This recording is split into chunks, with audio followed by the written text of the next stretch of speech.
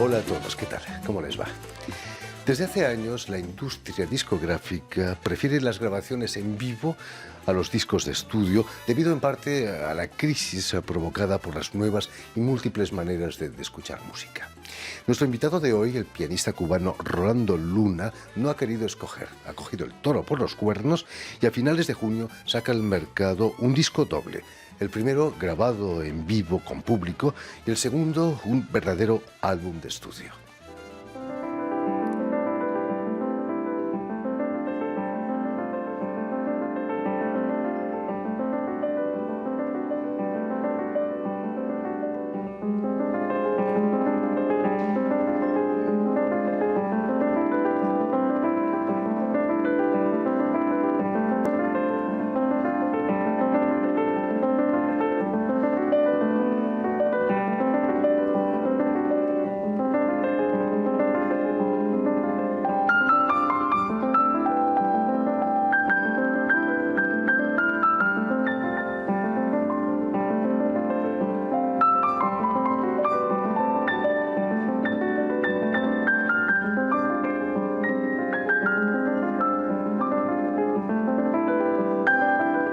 Y precisamente para hablarnos de este doble álbum, pero también de su brillante trayectoria como pianista, Rolando Luna ha sido tan amable de venir hasta nuestros estudios. Muy buenas tardes, Rolando. Muy buenas tardes, Jordi, a toda tu audiencia. Muy contento de estar aquí nuevamente. No, sobre todo, muchas gracias por volver.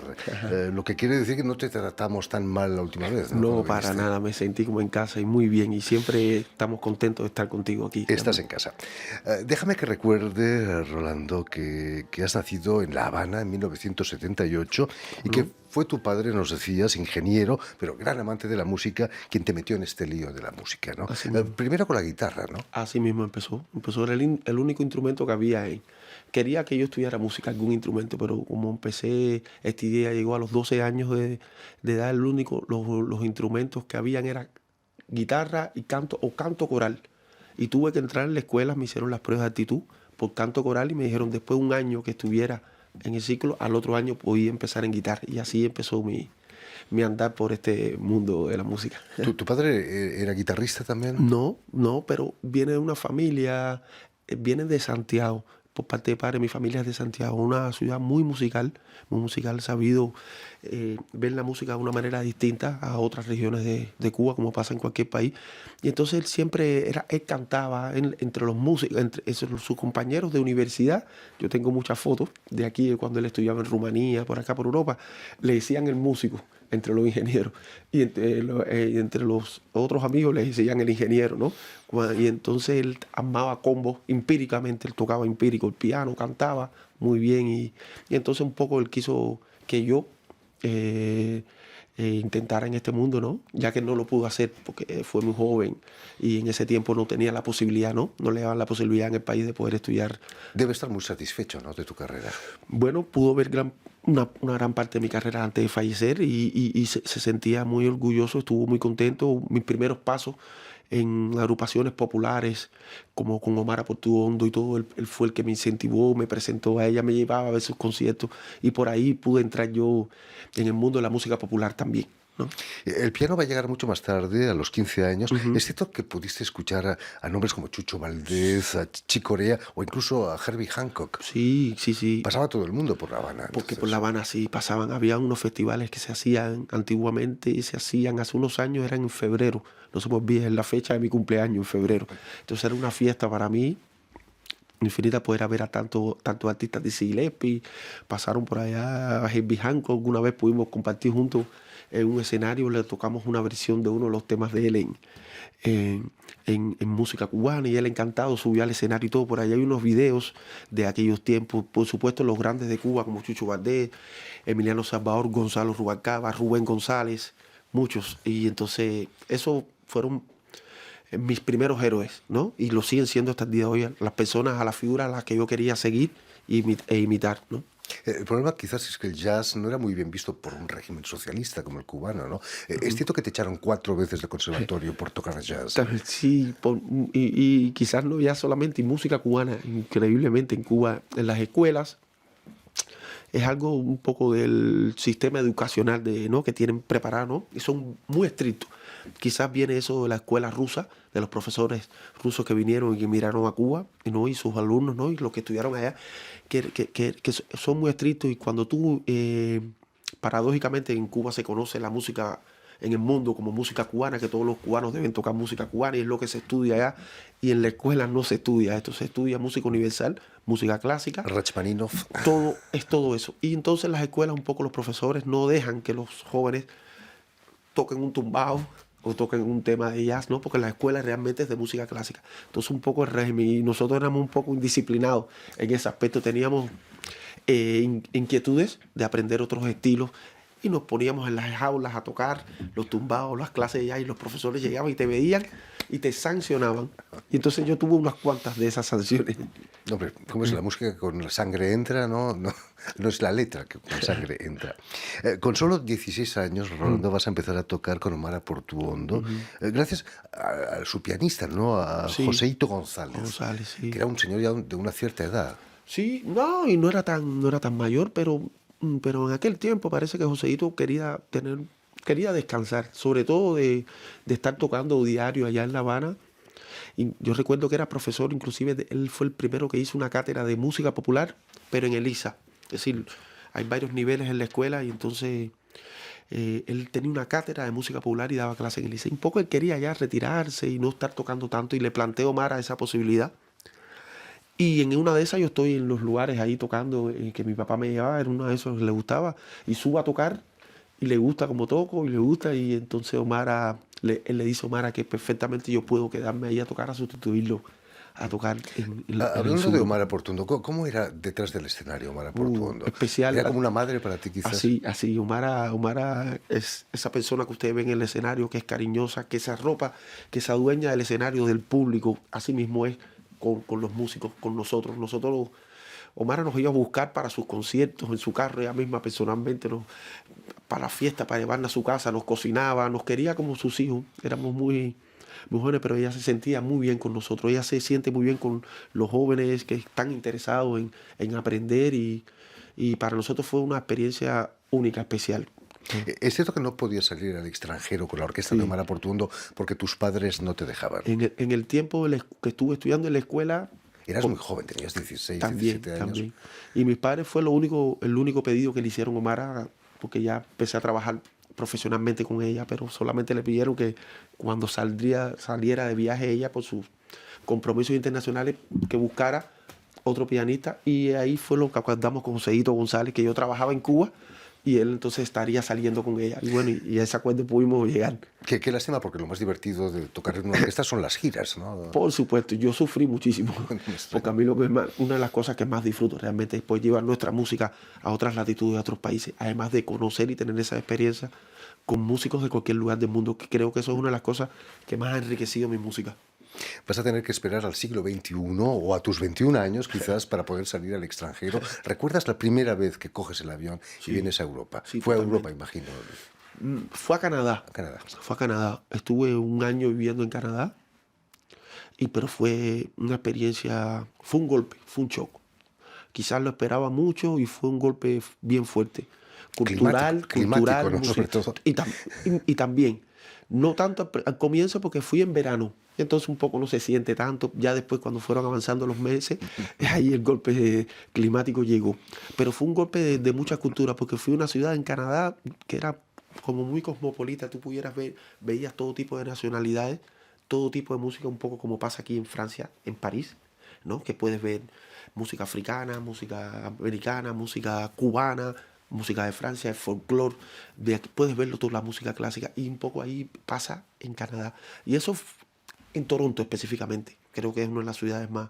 Y eso me encantó, porque no te hace sentir foráneo, no te hace sentir que estás en un lugar y te están observando siempre, ¿no? Como hay esa diversidad, me sentí muy bien, y hasta estuve más tiempo del que iba ahí, porque fui por una semana y me quedé un año. Solamente, no está mal. A Francia llegas más tarde. Más tarde. Cuéntanos qué fue para ti tocar en París, por ejemplo. Me contabas que tu primer concierto fue en el New Morning. Sí. No está mal para empezar. Sí, para nada. ¿Cómo fue? ¿Qué sentimientos te dejaron esos conciertos? No, llegar a Europa y sobre todo aquí a Francia, no, fue un sueño hecho realidad. Un sueño hecho realidad. Yo siempre digo que me gusta, eh, respeto mucho siempre la historia de este lugar, los músicos que ha dado este país. Somos admiradores de todo el arte de aquí. Entonces fue un impacto, Tu padre te hablaba de Europa, de sus Sí, estudios. claro. Yo desde pequeño eh, pude ver, pude tener contacto también con todas las amistades de mis padres que venían a Cuba.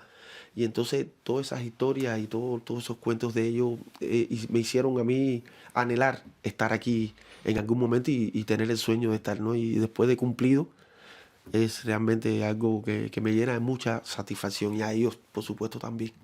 Y desde entonces te has pateado Europa en todos Sí, los festivales, en Montreux, por ejemplo, en Suiza, sí, donde vas a ganar el premio de mejor pianista, ¿no? No está mal. ¿Cuántos años sí. tenías entonces?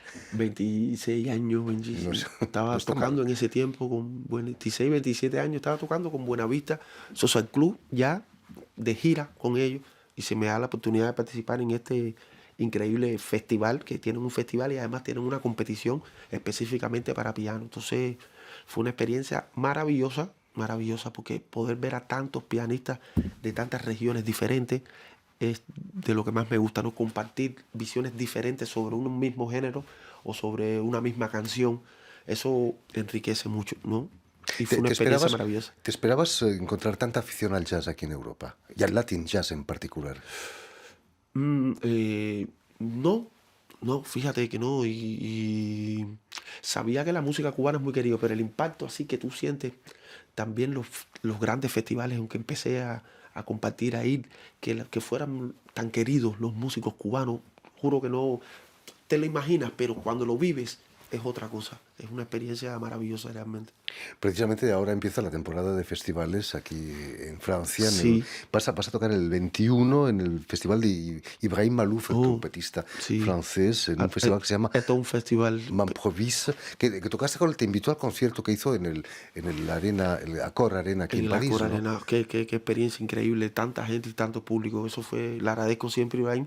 Nos ha dado la oportunidad a muchos de Son los músicos. 40.000 personas, creo que caben ahí. Impresionante, impresionante aquello. Y el público se siente algo muy Grabado por la especial. televisión Y se francesa. grabó, que estamos pronto, esperamos poderlo ver, sí, sí, cómo no. Imagínate. Luego, el 24 vas a tocar en Maison Lafitte, en un festival también de jazz, Sí, pero lo más importante quizás es este jueves, el 9 de junio, que tocáis en el Hermitage, el estudio del el Hermitage, estudio le invitas, cómo no. que vas a tocar primera parte tú en solitario y segunda parte con el comité. Bueno, sí, estamos preparando un concierto ahí con todos los hermanos del comité que son músicos increíbles y nuevamente estamos tocando en París, muy contentos siempre de tener un espacio aquí para mostrar nuestra música y agradecidos. Estamos, gracias a tu programa, podemos hacer la invitación a todos Lo hacemos desde aquí. que quieran venir al concierto y vamos a estar compartiendo. Va a estar Ronnie Barreto, Harold López Nusa, Yarol de Abreu, Gastón Joya, todos los Carlitos Un Sarduy, verdadero dream Bracao. team como de la música cubana, ¿eh? Sí, somos músicos que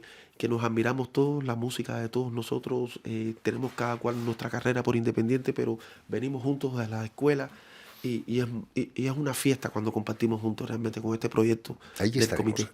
Estamos viendo las imágenes de tu nuevo disco, nuevo doble disco. Sí, Cuéntanos la historia de ese doble disco, cómo surge. Un surge, disco que está compartido por el live, cómo no. por un disco en vivo y un disco en estudio. Ujú. Eso fue, teníamos que plasmar todas esas vivencias que tuvimos un poco antes de la pandemia. Se nos dio la oportunidad de participar en algunos festivales de música clásica, de piano y de jazz aquí, a piano solo. Y empezamos a retomar esa experiencia que llevábamos años sin hacer. Y pudimos participar en el Jacobin Festival, que es un festival impresionante que se hace en En el sur de Toulouse, Francia. en el sur de Francia. Estuvimos tocando en varias plazas en Montpellier, en varios festivales. Y nos sentimos tan bien que sin previo aviso organizamos un concierto en un estudio, en el estudio Elísis de Toulouse, para amigos, un concierto algo privado y presentarnos. Y nos gustó tanto lo que pasó en ese momento sin probar que aprovechamos y lo grabamos en el estudio porque fue un concierto íntimo en un estudio y pusimos.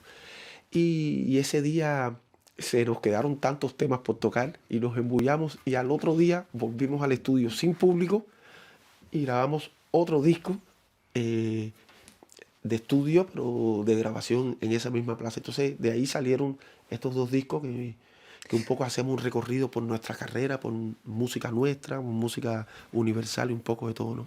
¿Se nota la diferencia entre los dos? ¿Hay más emoción quizás en el primero con público? Con público es algo siempre diferente, es especial, ¿no? Y sentir el feeling de la gente tan cerca también era algo que tampoco yo había hecho nunca, tocar en un estudio, ¿no? Tú tienes al público aún más cerca todavía, ¿no? Y no es igual que en el teatro, ¿no? Y se siente todo ahí, las emociones ahí a flor de piel, es diferente, ¿no? Mucho más que en el Accor Arena, ¿no? Con 40.000 personas. Wow, son cosas diferentes, ¿no? Son cosas diferentes, pero son especiales. Y además impresiona mucho tocar en una plaza así tan grande, ¿no? Y sobre todo este tipo de música de jazz que a veces no llega a tanto público y no es normal, ¿no? Poder tocar para tantas personas, ¿no? En fin, pues ya lo saben, si están aquí en Francia, no se pierdan los conciertos de Rolando Luna y el Comité. El primero este jueves 9 de junio en el Estudio L'Ermitage en la capital francesa y luego los festivales de verano en toda Francia. Muchísimas gracias, Rolando, por haber estado aquí con nosotros. Mucho éxito en tus conciertos. Permíteme también que dé las gracias a Vanessa Loiseau y a Julien Leng, quienes han ocupado hoy de la realización del programa, y saludar también a nuestros telespectadores que nos siguen en todo el continente americano, en Cuba seguramente también, gracias a la cadena Unión Continental Latinoamérica y a la red TAL, que reúne todas las televisoras públicas latinoamericanas y también las universitarias. Muy bien. Y a ustedes, muchísimas gracias por su atención y les damos cita para una nueva edición del Invitado de Radio Francia Internacional.